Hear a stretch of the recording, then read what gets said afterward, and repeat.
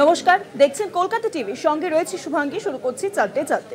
রাজ্য থেকে শুরু করে দেশ বিদেশে যাবতীয় গুরুত্বপূর্ণ খবর এই অনুষ্ঠানে তুলে ধরা হয় আপনাদের জন্য। আর প্রথমে যে খবরের দিকে নজর রাখবো, জামিন পেলেন যাদবপুরে প্রাক্তনী গবেষক হিন্দোল মজুমদার। বুধবার দিল্লি বিমানবন্দর থেকে গ্রেফতার করা হয় হিন্দোল মজুমদারকে। 1000 টাকার বন্ডে জামিন মঞ্জুর হলো হিন্দোল মজুমদারের। যাদবপুরে প্রাক্তন হিন্দোল মজুমদার, তাকে গ্রেফতার করা হয়েছিল, কিন্তু জামিন মঞ্জুর হয়েছে হিন্দোল মজুমদারের। শিক্ষামন্ত্রী ব্রাত্য বসুর গাড়ির উপর যে আক্রমণের ঘটনা ঘটে, সেই ঘটনার প্রেক্ষিতেই কিন্তু গ্রেফতার করা হয় হিন্দোল মজুমদারকে।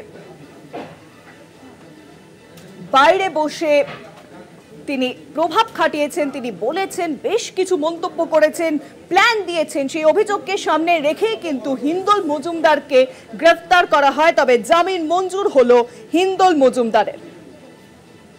জামিন পেলেন যাদবপুরে প্রাক্তনী গবেষক হিন্দোল মজুমদার।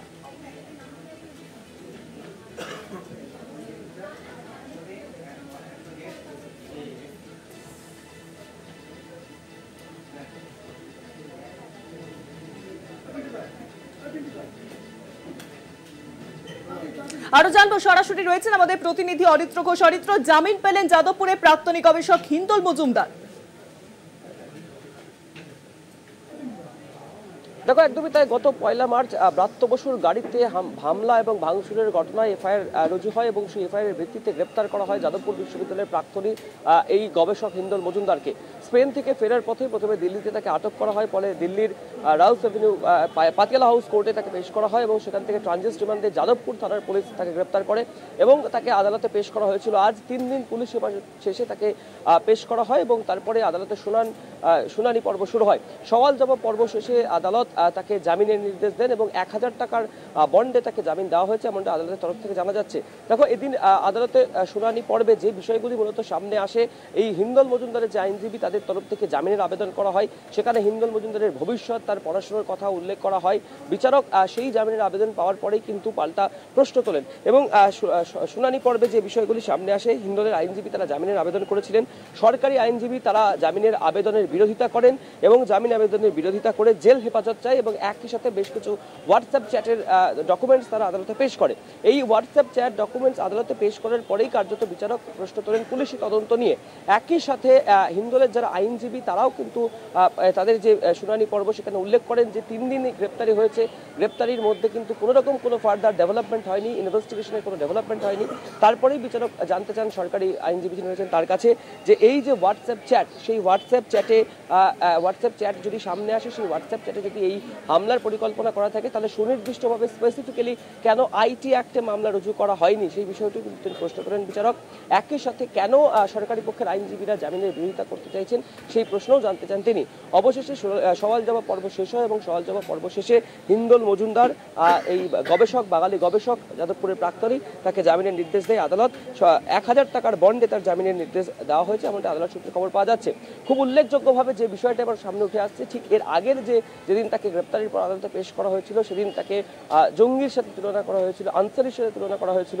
আমেরিকান সেন্টারে হামলার ঘটনার মূল চক্রী আনসারির সাথে তাকে তুলনা করে বলা হয়েছিল যে সুদূর স্পেনে বসে এই হিন্দোল মজুমদার যাদবপুরে ব্রাত্য বসুর গাড়িতে হামলার পরিকল্পনা করেছিল, এমন প্রসঙ্গও কিন্তু সামনে টানা হয়েছিল।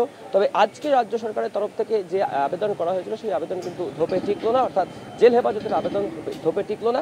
সওয়াল জবাব পর্ব এবং শুনানি শেষে বিচারক স্পষ্টত জানিয়ে দিলেন হিন্দোল মজুমদারের জামিনের নির্দেশ 1000 টাকার বন্ডে।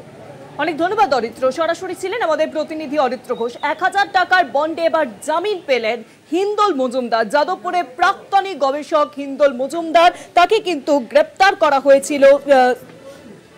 স্পেন থেকে ফেরার পরই তাকে গ্রেফতার করা হয়। শিক্ষামন্ত্রী ব্রাত্য বসুর গাড়িতে হামলার ঘটনায় স্পেন থেকে বসে বুদ্ধি দিয়েছিলেন তিনি, আর সেই অভিযোগকে সামনে রেখেই কিন্তু গ্রেফতার করা হয়েছিল যাদবপুরের এই প্রাক্তন ছাত্রকে। কিন্তু আজকে হিন্দোল মজুমদারকে আদালতে পেশ করা হয় এবং তারপরই 1000 টাকার বন্ডে তাকে জামিন দেওয়া হয়েছে। জামিন পেলেন যাদবপুরের প্রাক্তনী গবেষক হিন্দোল মজুমদার। বুধবার দিল্লি বিমানবন্দর থেকে গ্রেফতার হিন্দোল মজুমদার। আজকে তাকে আদালতে পেশ করা হলো। 1000 টাকার বন্ডে তাকে জামিন মঞ্জুর করা হয়েছে হিন্দোল মজুমদারের।